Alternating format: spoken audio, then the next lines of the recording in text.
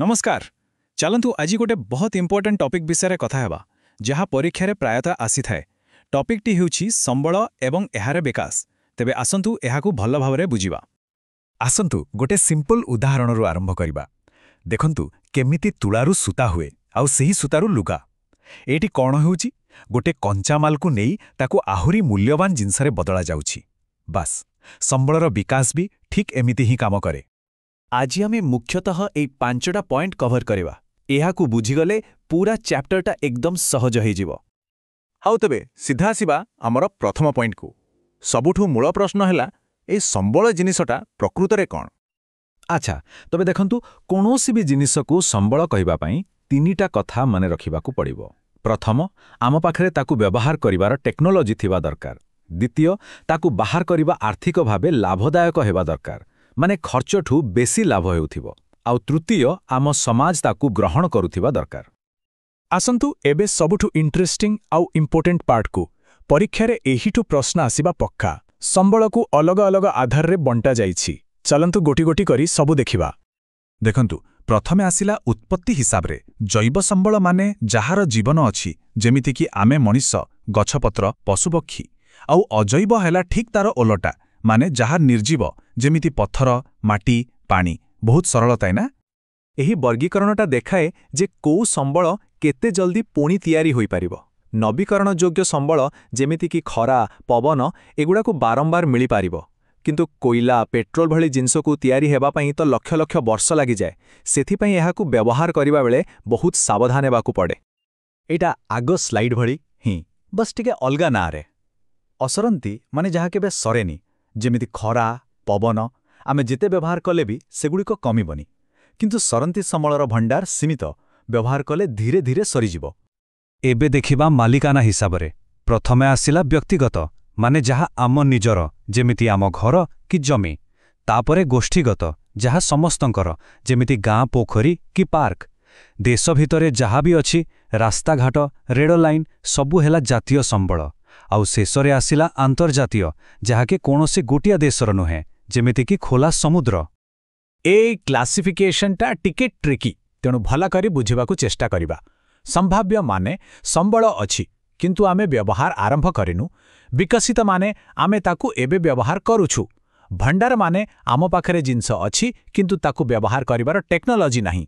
आउ संरक्षित माने टेक्नोलॉजी अछि किंतु आमे जानि सुनी ताकू भविष्यत पई साइती रखिछे। देखंतु एई टेबुलटाकू परीक्षा पई एकदम बढ़िया रिविजन टूल। गोटिए जगारे सबु किछि। एहाकू भलरे मने रखिले बहुत सुविधा हबो। एते सबु जानिला परे गोटे बड़ प्रश्न आसुछि, जदि आमे एई संबलगुली को ठीक भावे व्यवहार न करिबा ताहले कोन हबो, तार परिणाम कोन होई पारे। चलंतु देखिबा। देखंतु संबलर अत्यधिक व्यवहार जोगु तीनिटा बड़ समस्या हुए। 1 संबल शीघ्र शीघ्र सरीबाकू लागे। 2 देशर संपत्ति केवल किछि लोकंक हाथकू चली जाए आउ धानी गरीब भितरे फरक बढ़ी जाए। आउ 3 पूरा दुनिया रे बड़ बड़ समस्या जेमिति कि ग्लोबल वार्मिंग, परिवेश प्रदूषण आदि देखा जाए। हौ समस्या तो जानिले, किंतु खाली समस्या जानिले तो हबनी, तार समाधान भी खोजिबाकू पड़िबो। आउ समाधान हेउछि सठिक योजना आउ संरक्षण।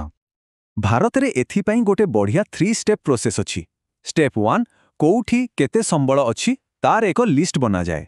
स्टेप 2 ताकू बाहर करिवा पई प्लानिंग करा जाए। आउ शेषर स्टेप 3 सेही प्लानिंग को देशर विकास योजना सहित जोड़ी दिया जाए।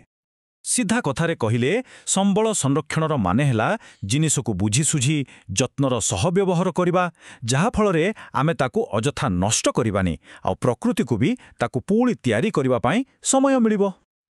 आउ एबे आमे आसिले शेष किंतु सबुठ गुरुत्वपूर्ण कॉन्सेप्ट को, जहा आम समस्तंक भविष्यत पई जरूरी। ताहा हेला धारणीय विकास बा सस्टेनेबल डेवलपमेंट। एई गोटिए लाइन रे पूरा कथा कहा जायछि। एहार माने हेला आमे विकास करिबा किंतु परिवेश को नष्ट करी कि नुहे। आउ आमे आजी एमिति किछि करिबानी जहा पई आमर आगामी पीढ़ी को असुविधा हेबो। एगुड़ी कहेला धारणीय विकास र किछि मूल नीति। मोटामोटी कहिले सबु जीवजंतुंकर जत्न नेबा, निज जीवन को भल करिबा सह परिवेश को भी बंचाइबा आउ संबलर व्यवहार कम करिबा। एते सबु थ्योरी परे आसंतु जानिबा आमे प्रकृतरे कोन करि परिबा। गोटे बहुत सहज फॉर्मूला अछि ଯାହାକୁ 3R କୁହାଯାଏ। ଏହି ତିନୋଟି ଶବ୍ଦ ମନେ ରଖିବା ବହୁତ ଜରୁରୀ। Reduce, reuse, recycle. ରିଡ୍ୟୁସ୍ ମାନେ କମ୍ ବ୍ୟବହାର କରିବା, ଯେମିତି ବିଜୁଳି କିମ୍ବା ପାଣି ଅଯଥା ଖର୍ଚ୍ଚ ନ କରିବା। ରିୟୁଜ୍ ମାନେ ଗୋटे ଜିନିଷକୁ ବାରମ୍ବାର ବ୍ୟବହାର କରିବା। ଆଉ ରିସାଇକଲ୍ ମାନେ ପୁରୁଣା ଜିନିଷରୁ ନୂଆ ଜିନିଷ ତିଆରି କରିବା। ବାସ୍ ଏତିକି କଲେ ବି ବହୁତ କିଛି ହୋଇପାରିବ। ଓ ଏହି ଆଲୋଚନାର ଶେଷରେ ସମସ୍ତଙ୍କ ପାଇଁ ଗୋଟେ ପ୍ରଶ୍ନ।